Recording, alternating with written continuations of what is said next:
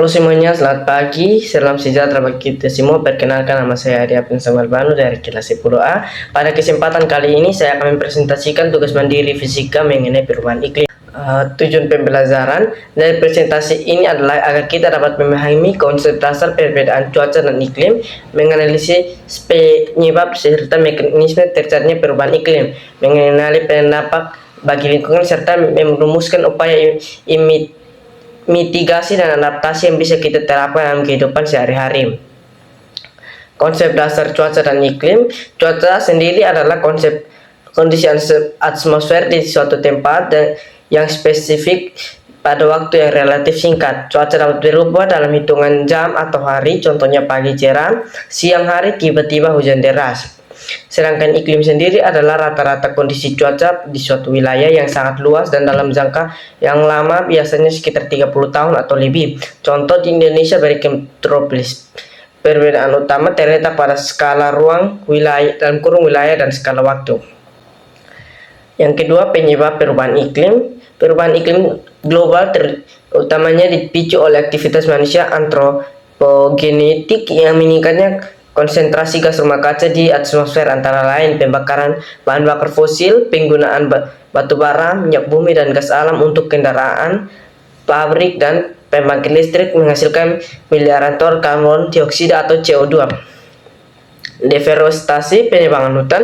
Pohon yang berfungsi menyerap CO2 ketika hutan digunduli atau dibakar, kemampuan bumi menyerap karbon berkurang drastis dan karbon yang tersimpan di pohon justru dilepas kembali ke udara.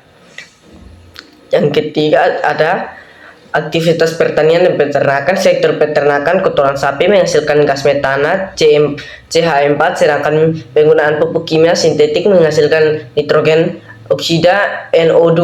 Gas-gas ini memiliki daya tangkap panas yang jauh lebih kuat dari CO2. Tumpukan sampah organik. Sampah juga termaksud di TPA tanpa oksigen. Kondisi anaerobik memproduksi gas metana dalam jumlah besar. Ketiga, mekanisme fisika perubahan iklim, efek rumah kaca dan pemanasan global. Mekanisme efek rumah kaca atau ERK, radiasi matahari ke bumi menembus atmosfer dan membentuk gelombang pendek cahaya tampak. Permukaan bumi menyerap radiasi tersebut dan menghangat, lalu memancarkan kembali sisa energinya keluar angkasa dalam bentuk gelombang panjang atau radiasi inframerah atau panas. Di atmosfer terdapat gas rumah kaca seperti CO2, CH4, CH2, uap air, dan NO2O. Gas-gas ini bertindak sebagai kaca pada rumah kaca.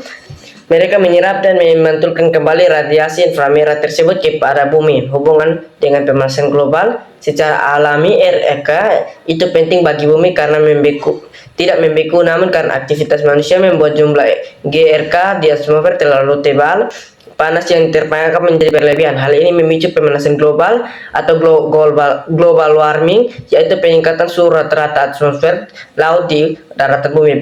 Pemanasan global ini lah yang menjadi motor penggerak terjadinya perubahan iklim. Pergeseran pola cuaca jangka panjang. 4. Dampak perubahan iklim. Mencairnya es di kutub suhu global yang naik membuat glacier atau lapisan es dari kutub utara dan selatan mencair dengan cepat, yang membuat kenaikan permukaan air laut. Es yang mencair mengalir ke laut menyebabkan volume air laut meningkat hingga mengancam wilayah pesisir dan pulau-pulau kecil terkena erosi atau tenggelam. Cuaca ekstrim, ketidakpastian musim. Kemarau juga menjadi sangat panjang, memicu kekeringan dan kebakaran hutan, sedangkan musimnya hujan sangat intens dan waktu singkat memicu banjir bandang atau tanah longsor. Krisis pangan dan air. Perubahan pola hujan membuat para petani mengalami gagal panen karena kekeringan atau banjir, mengancam ketahanan pangan dunia keseluruhan. Yang berikut, kepunahan keanekaragaman hayati. Banyak spesies hewan dan tumbuhan tidak mampu beradaptasi dengan perubahan suhu yang cepat sehingga terancam punah. Yang kelima, upaya mitigasi dan adaptasi. Mitigasi, tindakan mengurangi penyebab. Transisi energi mengalihkan sumber energi dari bahan bakar fosil ke energi terbarukan seperti energi surya, angin, air, atau geopolitikal. Reboisasi melakukan penanaman kembali hutan yang gundul untuk meningkatkan penyebab karbon dioksida. Yang kelima, yang berikut efisiensi energi menggunakan teknologi hemat daya seperti LED dan mematikan alat elektronik yang tidak berguna. Yang berikut ada adaptasi, tindakan menyelesaikan diri dengan dampak. Infrastruktur tangguh, membangun tanggul laut di kawasan pesisir untuk menahan rob. Yang kedua, pertanian adaptif, mengembangkan dan menanam varietas padi atau tanaman pangan yang tahan terhadap kekeringan atau genangan air. Sistem peringatan dini, memperkuat sistem cuaca BMKG agar masyarakat lebih siap menghadapi bencana hidrometeorologi. Penerapan dalam kehidupan sehari-hari ada dua contoh. Yang pertama, manajemen sampah rumah tangga, mitigasi, melakukan pemilihan sampah organik, anorganik di rumah. Sampah organik sisa makanan dan dedaunan diolah menjadi kompas, bukan dibuang langsung ke TPA. Tindakan ini mencegah pembusukan aerobik di TPA yang menghasilkan gas metana atau CH4. Contoh dua, penghematan energi dan penggunaan emisi karbon mitigasi.